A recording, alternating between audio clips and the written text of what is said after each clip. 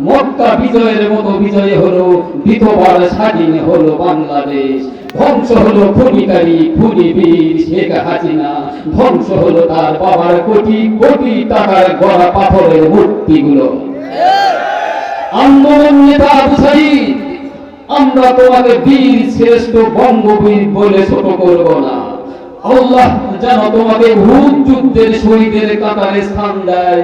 তুমি বীর শহীদ আবু সাঈদ। আমার দ্বিতীয় কবিতা হলো খেলা হবে। কবিতাটার নাম খেলা হবে। খেলা হবে বলেছিল ওবায়দুল কাদের, যাদের নিয়ে খেলবেন তিনি দেখা নেই তাদের। কেমন করে দেখা পাবে, ভয় পেয়েছে তারা, বিপক্ষ দলে রয়েছে যে ছাত্র দলেরা। খেলার তারিখ ছিল যে ভাই 5ই আগস্টে, চশমা পালিয়ে গেল হেলিকপ্টারে।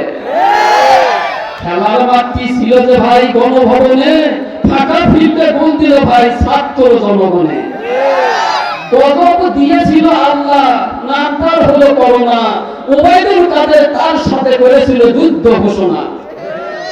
শেখ হাসিনা দেশ চালাচ্ছে বুদ্ধি নিয়ে যাদের, তাদের মধ্যে সেরা হলো ভাই ওবায়দুল কাদের।